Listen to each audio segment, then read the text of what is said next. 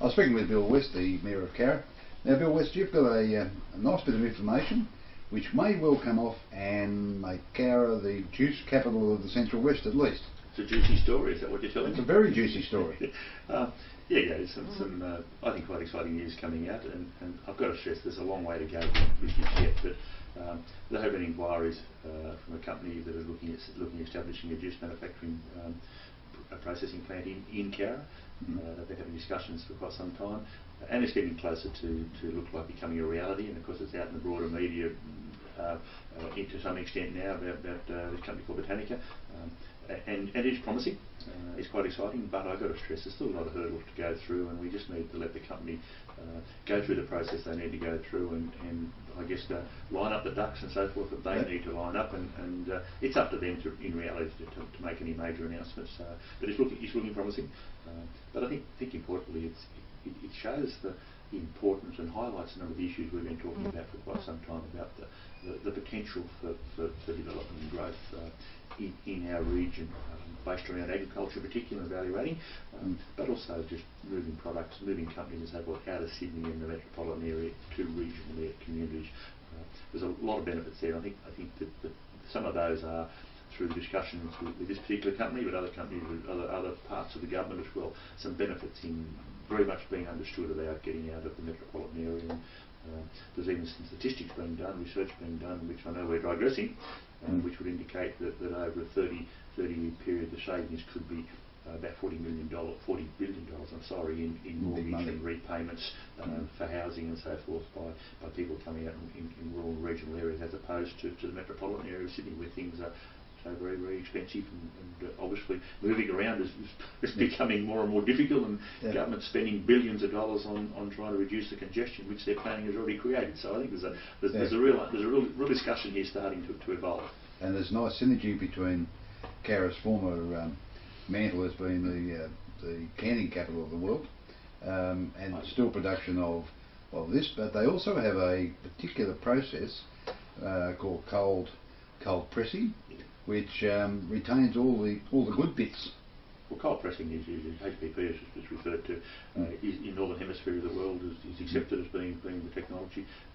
It's certainly increasing in its popularity. To explain to people what I understand, it's basically similar to the old retort system, if you like, cooking the cans and cooking the food to get rid of the bacteria and the nasties in it. Just a different process, but gives a longer shelf life. Much more easily to do.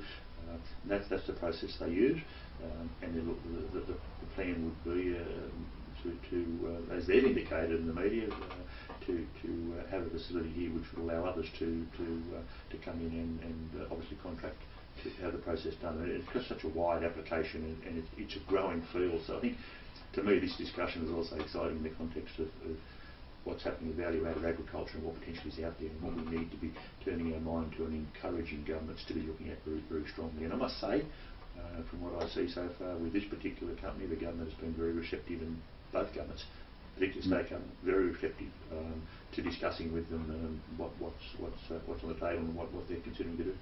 And of course, within 100, 150k, maybe 200k of Cowra, there's every sort of produce that you'd ever want. And I noticed some of their juices are combinations of things. I noticed there was I think it was broccoli and apple and orange or whatever, but all of those things are well within half a day's reach from Cowra, which sets them up in a really good position, doesn't it?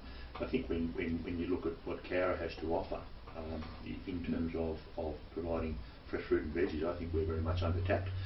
I think there was certainly a period after the closure of Edgels and some of the history of the old canning processing factories, where we had a lot of vegetable production in the Lachlan Valley and around Cowra, including asparagus. And a lot of that is now just for a variety of reasons, some which I find unpalatable and just don't understand. However, that's the reality. But I think there's an opportunity here now that there's a whole new world. What's old is new again, so to speak. And I think that people are now understanding that there is potential out there for a whole variety of vegetables, fruits, products which can be grown up and down the length of the valley. We've got water, good soils, good climate, and you're quite right. This sort of an operation within half a day of Cowra, you've got significant variety of fruit and veggies which are capable of going into juice, be it go to Young for cherries or orange for cherries, apples, all sorts of things. All sorts of things in the region. And the other big player is, from Cowra perspective, is I think the Canberra International Airport getting product out on freight overnight into Asia is going to be a significant boost for us. Yep. And I think very important. And 2 hours Canberra, 4 hours Sydney, halfway between Melbourne and Brisbane. So we're really ideally located. Yep. And 4 hours into Sydney across the hill, or going down south. So we've really got this location bit as well. Yeah. Now the likelihood is that initially they might set up in the Cowra Freight, what was the Cowra Freight Terminal, which was built I think in the 80s, and other than being a restaurant for a while or a smokehouse, hasn't been used for a whole lot more. I'm not sure the 80s is I think it was a bit before the 80s, but irrespective, yeah. They're having discussions with the state secret about that. The discussion going on about with John Holland in terms of what might be able to take place down there, and yeah, we're just very hopeful this will come to fruition. But as I say, we've just got to let the T's be dotted, the I's crossed, and let the company.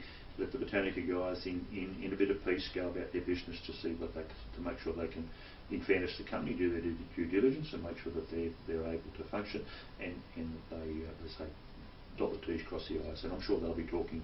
I would hope in the not too distant future they'll be making some comment. But let's let's get off their back and let them do what they have to do. Get on with it. Yeah. Okay. Well, thank you for sharing that with us. A pleasure.